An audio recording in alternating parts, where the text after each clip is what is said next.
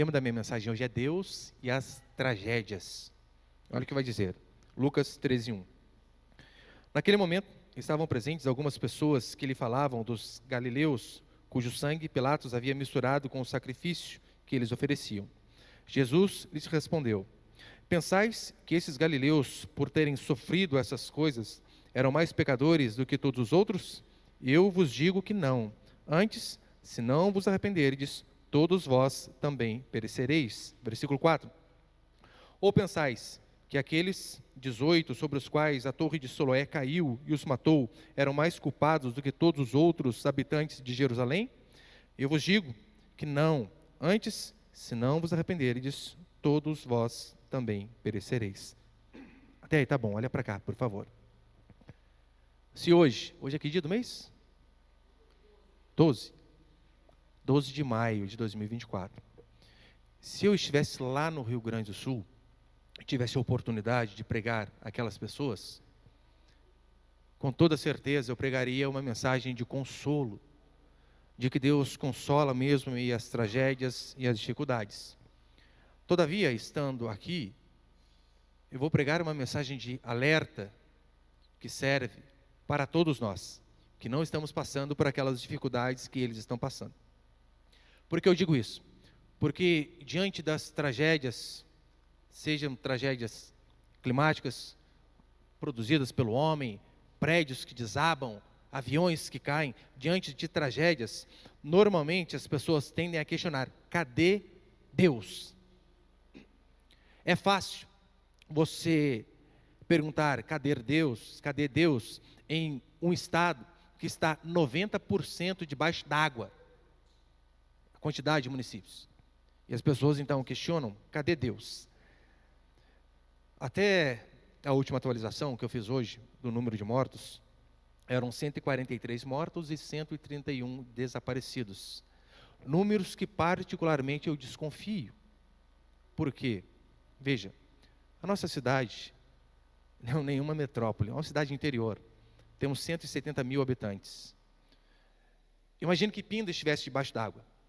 Se tivesse apenas 141 mortos em Pinda, seria um número baixíssimo pela quantidade de habitantes que nós temos. Eu digo em uma cidade. E eles dizem que é quantos que eu disse? 143 em um estado inteiro. É de se desconfiar desse número. É fácil não ver Deus em um estado que está debaixo d'água. Mas quantos conseguem ver Deus em 25 outros estados que não estão afundando, que não estão debaixo de água? Algumas coisas são facilmente percebidas diante dessas tragédias. E a primeira, sabe qual é? É a fragilidade humana. O ser humano é extremamente frágil. Eu sei que você pensa que você é forte, que você pode todas as coisas, que você não precisa dos outros, que você é senhor de si mesmo, mas não é. Jesus, ele cita aqui em Lucas 13 duas tragédias. Primeiro ele fala dos galileus, que tiveram o sangue deles misturado com o sangue dos sacrifícios que eram oferecidos ali. E alguns historiadores vão dizer que basicamente ele está fazendo alusão a quando eles ofereciam sacrifícios a Moloque, e vem então, e eles foram mortos, e o sangue deles também acabou correndo ali. Mas não só isso, ele vai pegar e vai citar também o episódio da Torre de Siloé, onde de fato uma torre desaba, algo que não está no nosso controle. Veja, você tem a confiança de sair de sua casa e vir para esse salão ao qual nós adoramos a Deus, cultuamos a Deus junto. Eu não vi fazendo este salão, não é nosso, alguém fez. Nós estamos aqui porque nós confiamos que o dono, pedreiro, o arquiteto, seja lá quem for, fez obedecendo aquilo que é minimamente necessário para se ter segurança. Mas não sabemos. E se ele usou materiais mais baratos para baratear o custo? Lembra? Em 1998, Sérgio Naia, engenheiro e até então deputado federal, teve o seu edifício Palace 2 caído, ruiu, porque, entre outras coisas que ele usou para baratear o custo, ele usou a areia da praia para fazer o concreto. E é claro, o edifício não aguentou e algumas pessoas foram mortas ali. A vida, ela é cheia de casualidades. Muitos saem para trabalhar e não voltam. Inúmeros. O primeiro marido da minha sogra, aconteceu isso com ele. Saiu para trabalhar de bicicleta, não voltou, e ela conta para os filhos, para mim, que ela teve o maior susto e a decepção da vida dela, que depois de procurar saber onde o marido estava, ninguém responder, chegou o carro da funerária para entregar o corpo do homem, tinha sido atropelado por um caminhão. Saiu para trabalhar de bicicleta e voltou no carro da funerária. Um vizinho meu saiu para comprar uma televisão no centro da cidade, feliz da vida, acabou de retirar a TV e trazendo para entrar no ônibus, começou a passar mal, encostou a TV na parede, caiu, morreu, infarto fulminante, acabou. A vida é assim. A vida humana, ela é extremamente frágil. Não somos nada. Não só isso, tragédias fazem nos enxergar que o sofrimento faz parte da vida humana. Quer você queira ou não queira, o sofrimento faz parte da vida. Mesmo que durante toda a sua vida, você não tenha aí um período que você viveu em pecado. Porque pecar, todos nós pecamos.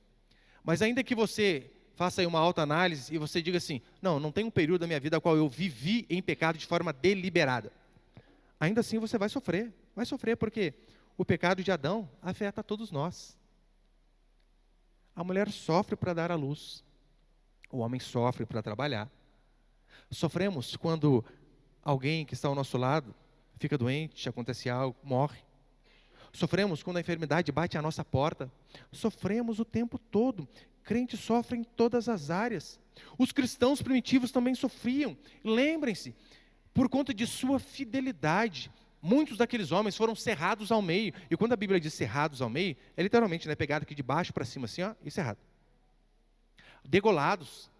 Foram oferecidos como espetáculo para os romanos, sendo jogados ao Coliseu. Sofreram de forma absurda, apedrejados. Por isso que o seu consolo precisa estar na sua fé, na sua crença, não naquilo que está circundando você, não naquilo que está ao seu redor. Não baseie a sua fé nas coisas que você possui, ou em as coisas estarem indo bem. Eu tenho boas coisas e tudo está indo bem. Então você baseia a sua crença, a sua fé e a sua felicidade nisso daí. Se você faz isso, o dia que o dinheiro for embora, o dia que a saúde for embora, que a enfermidade chegar, a sua fé vai ruir, você vai ver. Ruir. É por esse motivo que na parábola do semeador, quando diz que uma das sementes caiu entre as pedras, ou seja, não tinha fundamento, em vindo as dificuldades, não tem raiz. Baseie a sua fé na Escritura. É isto e apenas isto que vai te sustentar no dia mau. Se a sua fé estiver na Escritura, todas as dúvidas se resumem a um falso conhecimento de Deus. E é por isso que quando tragédias acontecem, as pessoas logo querem questionar a Deus. Por quê? Porque não conhecem a Deus. Não sabem o que significa Deus é bom e não sabem o que significa o homem é mau. Você precisa ter isso bem definido em sua mente. Está vendo? Se Deus de fato é bom, como Ele permite inocentes morrerem assim? Primeiro eu digo para vocês, quais inocentes? Qual? Cita para mim, um inocente apenas que morreu numa tragédia. Não existe, não existe. Seu entendimento sobre bondade, sobre a bondade de Deus, não é o ideal, não é adequado, está errado. Para você, Deus, Ele é bom só para nos dar coisas. É água que Ele quer, Samuel? A é água. Essa fala a primeira letra.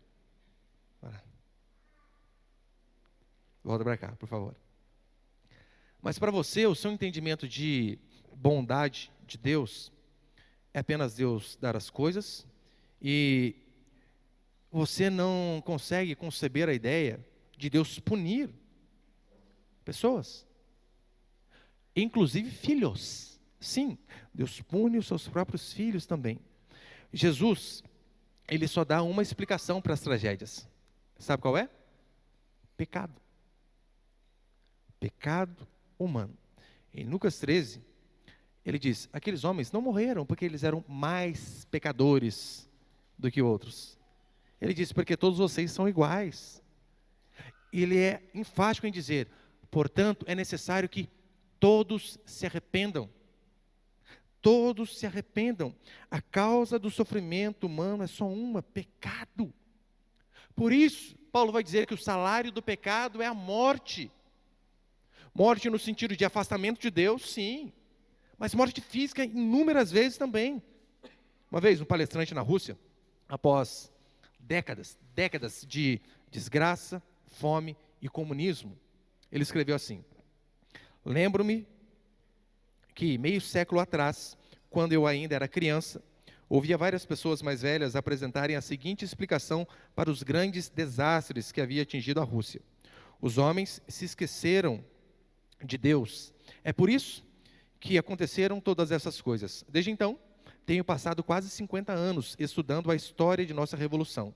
Durante esse processo, li centenas de livros, colecionei centenas de testemunhos pessoais, contribuí com 8 volumes de minha própria livraria, no esforço de transpor o entulho deixado por aquele levante. E ele termina dizendo assim: mas se hoje me pedissem para formular de maneira mais concisa possível a causa principal da perniciosa revolução que deu cabo a mais de 60 milhões de meus compatriotas, não poderia fazê-lo de modo mais preciso do que repetir: os homens se esqueceram de Deus e por isso aconteceram todas essas coisas. 60 milhões de pessoas mortas. E esse homem, depois de décadas de estudos, chega a essa conclusão: o homem se esqueceu de Deus. Jeremias capítulo 13, versículo 22, Jeremias diz assim: quando disseres contigo mesmo, por que me sobrevieram essas coisas? Então sabe que pela multidão de tuas maldades. Jeremias está vendo um cenário de desgraça. O povo sendo morto, escravizado, miséria. E o que ele diz? Quando disseres contigo, por que nos sobrevieram essas coisas? Sabe que tudo isso é pela multidão de suas maldades. Percebeu a ênfase aqui, né? Vários pecados, multidão de pecados. Para muitos, o sofrimento é a comprovação que Deus não existe. Como pode? Um estado inteiro debaixo d'água, senhoras idosas morrendo, crianças de colo. Triste, muito triste.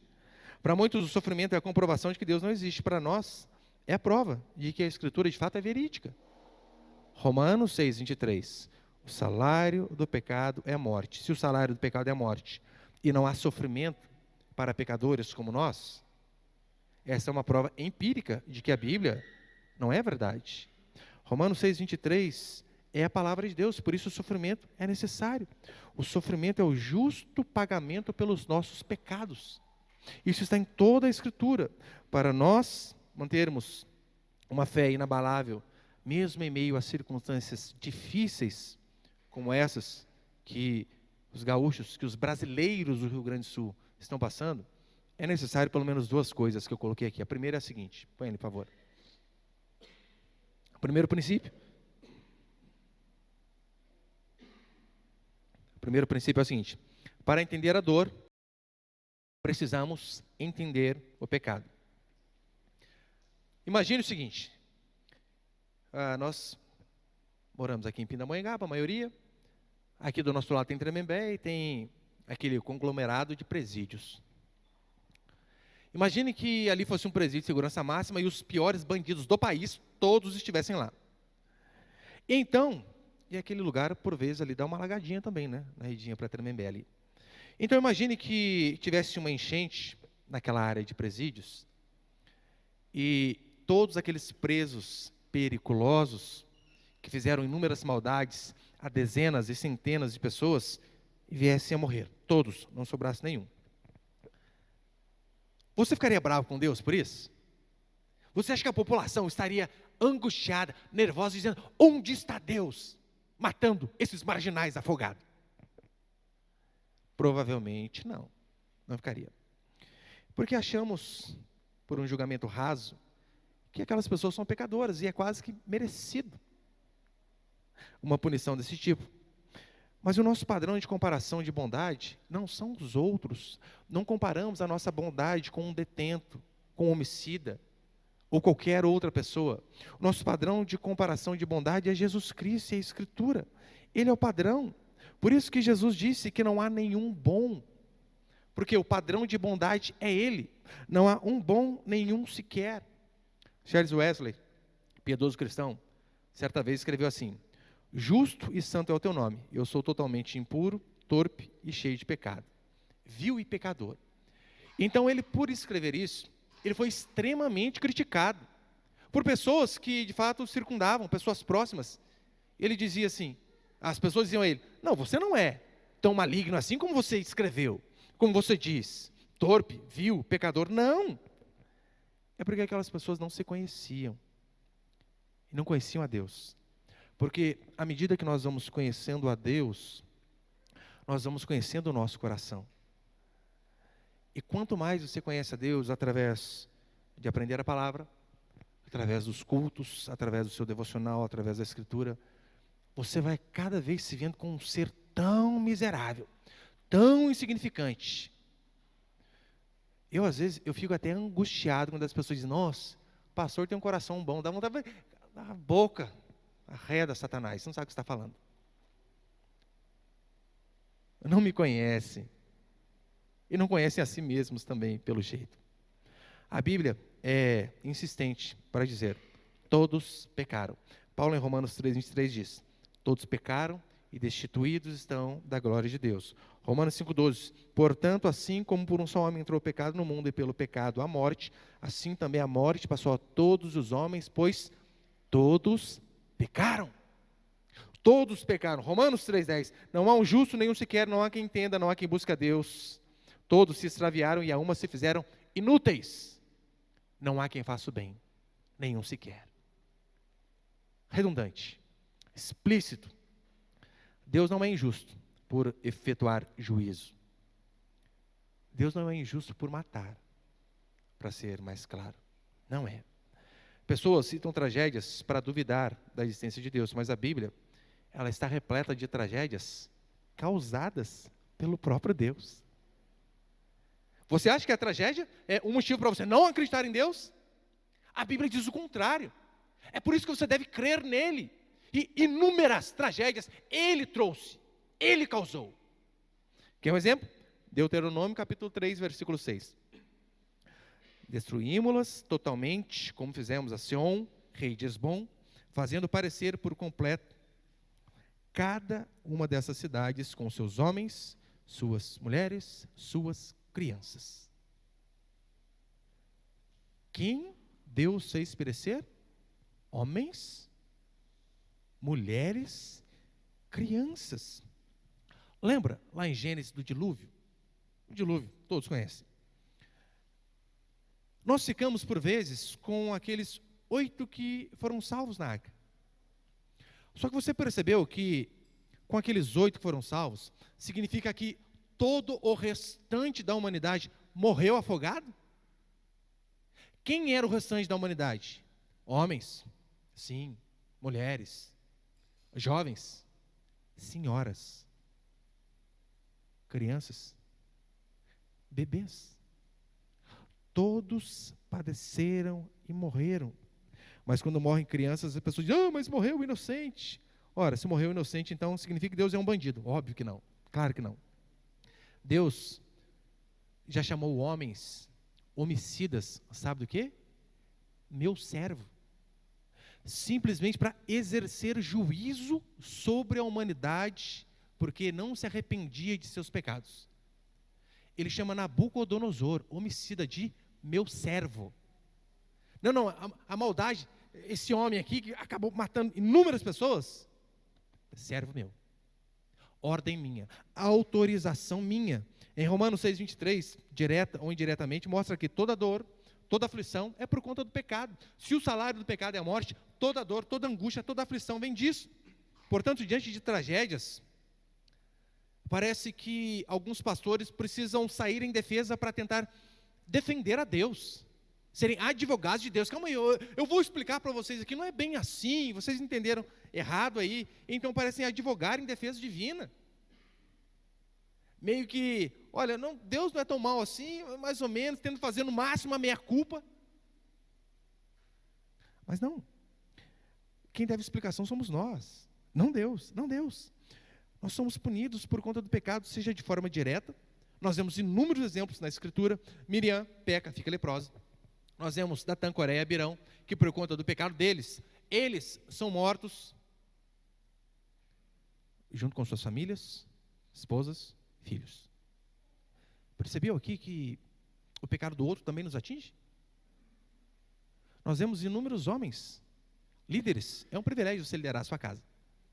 Só que, se não for obediente a Deus, você tem o poder de levar toda a sua casa para o abismo. Para o abismo.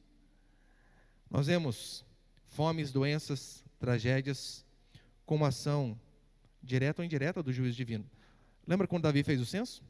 Milhares de pessoas morreram. Mas calma aí, o pecado está em Davi, sim. Inúmeras pessoas morreram por conta do pecado de um governante. Para você ver, a quem mais é dado, mais é cobrado, e quem tem mais poder, este também, quando não faz aquilo que é reto, traz mais prejuízo ainda às pessoas. O pecado sempre vai nos atingir, seja de forma direta ou seja de forma indireta. E veja, Paulo ele vai dizer constantemente que o salário do pecado é a morte.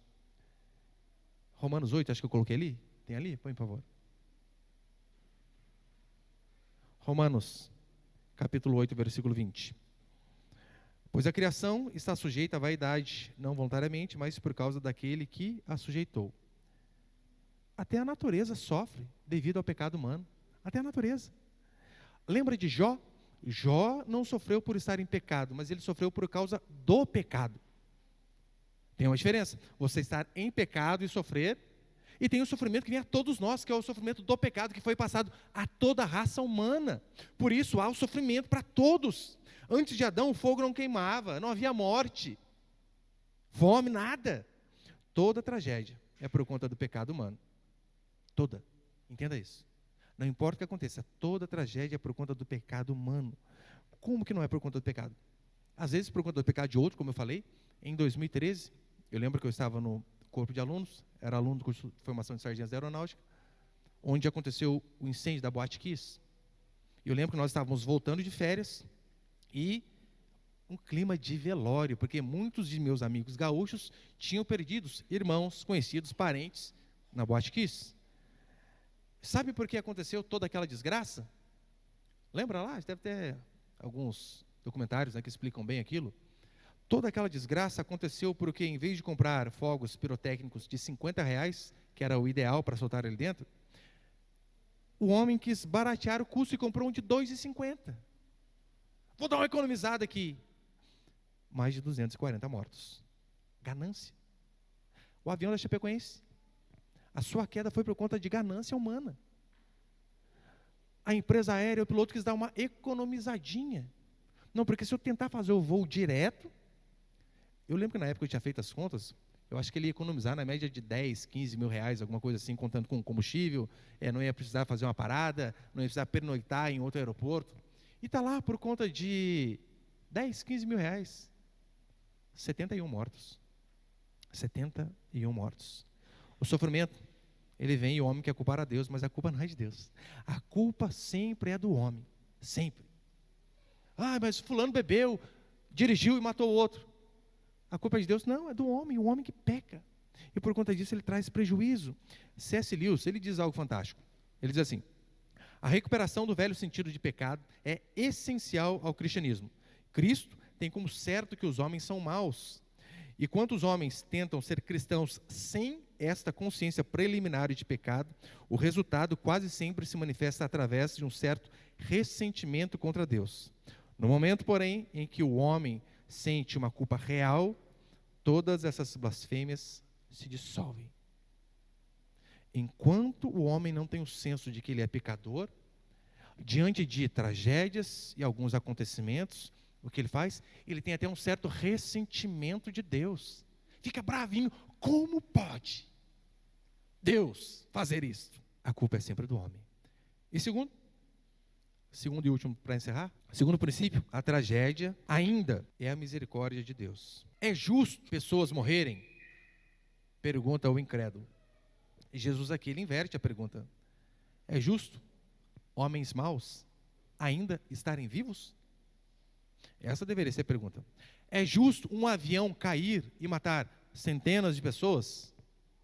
A pergunta correta seria: é justo que alguns aviões comecem e terminem o seu roteiro, o seu plano, sem cair? É justo um estado inteiro estar debaixo d'água? Não é essa a pergunta. A pergunta é justo todos os outros 25 estados não estarem na mesma condição, na mesma posição? Todo o nosso planeta é justo? É justo alguns morrerem? Não é essa a pergunta. A pergunta é justo ainda assim alguns estarem vivos? Se a Bíblia está correta, e todos nós, sem exceção, somos pecadores, juízo de fato teria que vir como veio sobre Sodoma e Gomorra, a ponto de matar todos. Isto é juízo. Se a Bíblia está correta, ao dizer que todos nós somos pecadores, Deus, para ele ser justo, ele teria que matar a todos, sem exceção. A arca de Noé não foi justiça. A arca de Noé foi misericórdia. Porque o justo era Noé, sua esposa, seus filhos e as noras, todos morrerem no dilúvio, até os animais. Isto era justo. Se os gaúchos não são mais pecadores do que nós, por que só eles estão debaixo d'água? Pastor, eu não sei. Mas tem uma coisa que eu sei, que tragédias são pregações evangelísticas para que todos aqueles que não passam pela tragédia vejam Deus gritando no megafone: arrependam-se. É necessário que todos se arrependam. Exatamente o que Jesus faz aqui. Não pensem que aquelas pessoas, os galileus, eram mais pecadores. Importa que todos se arrependam. Não pensem que aqueles sobre os quais... E é interessante, né, que Jesus, ele cita os galileus, que eram mal vistos.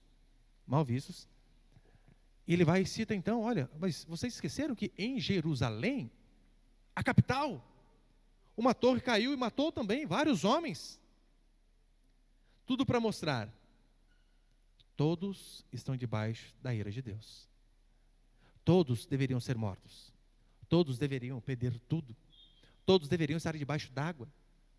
E se isto não aconteceu conosco, é porque Deus teve a misericórdia de nos dar mais uma chance, para que venhamos a nos arrepender. A única resposta para nós não estarmos aqui e não com a nossa casa debaixo d'água é a bondade e a misericórdia de Deus. Apenas isso. Por este motivo que em Lamentações 3 vai dizer assim: a misericórdia do Senhor, as misericórdias dele são a causa de não sermos consumidos. Você só está de pé, levantou esta manhã, teve seu dia das mães, veio cultuar a Deus, porque Deus fez com que as misericórdias dele se renovassem sobre a sua vida. Você não é melhor que os gaúchos, você não é melhor que os presidiários, você não é melhor que o traficante, não somos melhores do que ninguém. Imagina o seguinte, já estou encerrando. Imagina, você condenaria um juiz que, de fato, mandou para a cadeia 100 criminosos, de forma justa, mas então esse juiz resolve escolher um daqueles criminosos, tirá-lo da cadeia e falar assim: não, a sua pena eu vou pagar, você fique solto e eu vou preso no seu lugar. Diríamos que esse juiz, ele, mais do que justo com todos, ele foi misericordioso com apenas um. Misericordioso.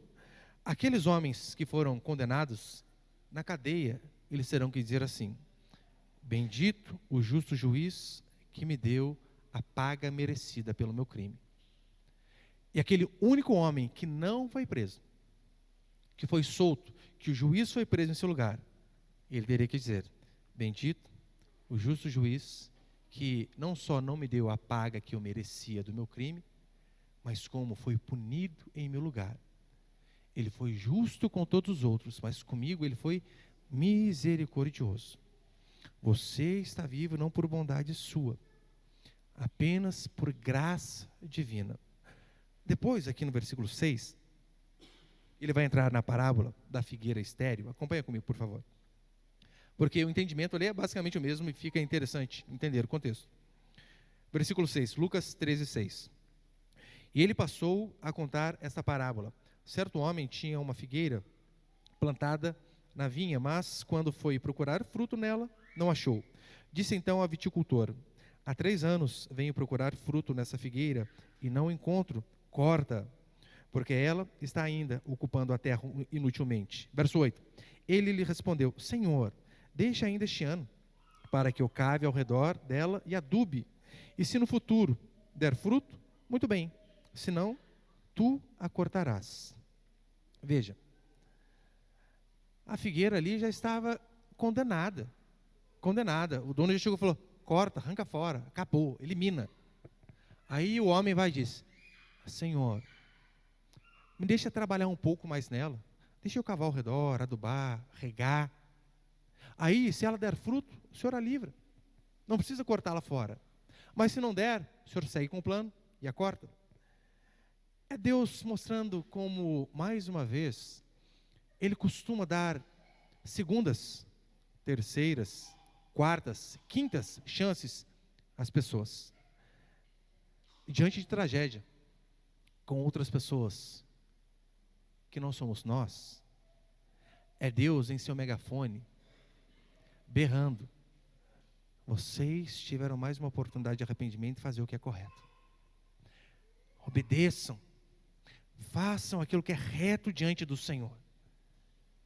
Se nós estamos aqui ouvindo, sem água cobrindo todo este salão, é porque mais uma vez, Deus em sua misericórdia, resolveu nos dar mais uma chance. Porque não sabemos o dia de amanhã, não sabemos. Não sabemos, estou pregando a carta de Tiago. Lembra como Tiago diz? Não fiquem dizendo: amanhã iremos à tua cidade, negociaremos, teremos lucro. Não, se Deus quiser, não sabemos o dia de amanhã. Então, as tragédias não passam do megafone de Deus, mostrando a todas as pessoas, assim como a nós: arrependam-se. A pergunta, portanto, não é porque tal avião caiu, mas porque nós não estávamos lá. Não é porque o Rio Grande do Sul está debaixo d'água, mas é porque nós também não estamos ali. E a explicação é esta: Deus tem tido misericórdia e graça da sua vida que está me ouvindo, da minha vida, dizendo: arrependam-se, acertem-se com Deus, dobre-se diante do Rei da Glória, que é justo e implacável com o pecado. Arrependa-se. Mas este Deus que é implacável com o pecado, Ele também é extremamente misericordioso quando há um coração quebrantado, humilde, que mesmo cheio de falhas diz: Senhor, me perdoa. Buscai ao Senhor enquanto se pode achar. Não seja um procrastinador, aquele que deixa sempre para amanhã. Amanhã. Essas tragédias provam de fato que Deus existe. E Deus, Ele é tão bom, que Ele nos dá força para suportar o sofrimento que nós causamos por conta de nossos pecados. E aqueles que não estão sofrendo, estão tendo a oportunidade, mais uma vez, de se arrependerem dos seus pecados e fazerem aquilo que é reto diante do Senhor. Não deixe para amanhã. Não faça o compromisso de fazer o que é correto amanhã, mas fala: Deus, o Senhor sabe que por minhas próprias forças eu não consigo, mas me ajuda. Eu quero fazer aquilo que é reto. E se você tiver este coração, tomar essa decisão, pode ter certeza, o Senhor há de te sustentar, há de te pegar pelas mãos e guiar pelos caminhos corretos. Mas é de suma importância que você não procrastine, que você não deixe para amanhã, porque tragédias são apenas alternativas, ou melhor, é apenas o megafone de Deus dizendo para mim e para você: você tem mais uma chance, que não venhamos a desperdiçar essa chance. Amém, meus queridos?